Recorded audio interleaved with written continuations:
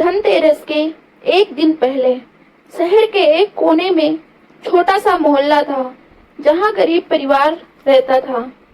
उस मोहल्ले में हर साल की तरह इस बार भी धनतेरस का जश्न मनाने की तैयारी की जा रही थी।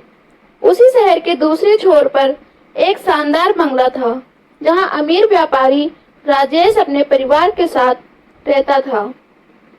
राजेश का कारोबार बहुत बड़ा था और उसके पास इतना पैसा था कि उसके परिवार को कई जन्मों तक कोई कमी नहीं हो सकती थी। लेकिन धनतेरस पर राजेश के मन में अजीब सी बेचैनी थी। उसने सोचा, हर साल हम सिर्फ सोना चांदी और कीमती चीजें ही खरीदते हैं, पर इसमें सुख कहाँ है? इस बार कुछ नया करना चाहिए। उधर गरीब मोहल्ले में रघु नाम का आदमी अपनी पत्नी और 2 बच्चों के साथ रहता था। रघु मेहनत मजदूरी करके अपने परिवार का पेट पालता था। इस बार धनतेरस पर उसके पास इतने पैसे नहीं थे कि अपने बच्चों के लिए मिठाई ला सके। उसकी पत्नी ने उदास होकर कहा, काश इस बार हम भी थोड़ा कुछ खरीद पाते।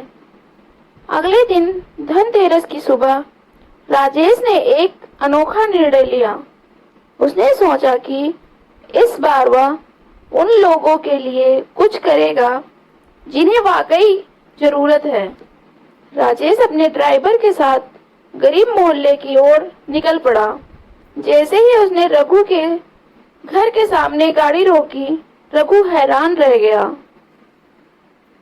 राजेश ने रघु से कहा, भाई आज धनतेरस है, मैं चाहता हूँ कि तुम अपने परिवार के साथ बाजार चलो और जो चीजें तुम्हें पसंद आए वह सब ले लो। ये मेरी तरफ से तुम्हारे लिए उपहार है। रघु पहले तो चौंका, फिर उसकी आंखों में आंसू आ गए। बाजार में रघु ने अपनी पत्नी और बच्चों के लिए कपड़े, मिठाइयाँ और दीपक खरीदे। उसने धनतेरस के मौके पर पहली बार इतनी खुशियाँ महसूस की। राजेश ने उस दिन पहली बार समझा कि असली खुशी किसी को खुश देखना है। लेकिन कहानी में एक नया मोड़ आया। जब राजेश ने अपनी गाड़ी में बैठकर घर लौटने की कोशिश की तो गाड़ी अचानक खराब हो गई। राजेश को पैदल ही अपने बंगले की ओर चलना पड़ा। रास्ते में उसने देखा कि वही गरीब लोग जिन्हें उसने कुछ ही देर पहले सामान दिलाया था, उसे पहचान कर खुशी से हाथ मिला रहे थे। वो लोग उसे धन्यवाद दे रहे थे, लेकिन राजेश का मन अब हल्का नहीं था।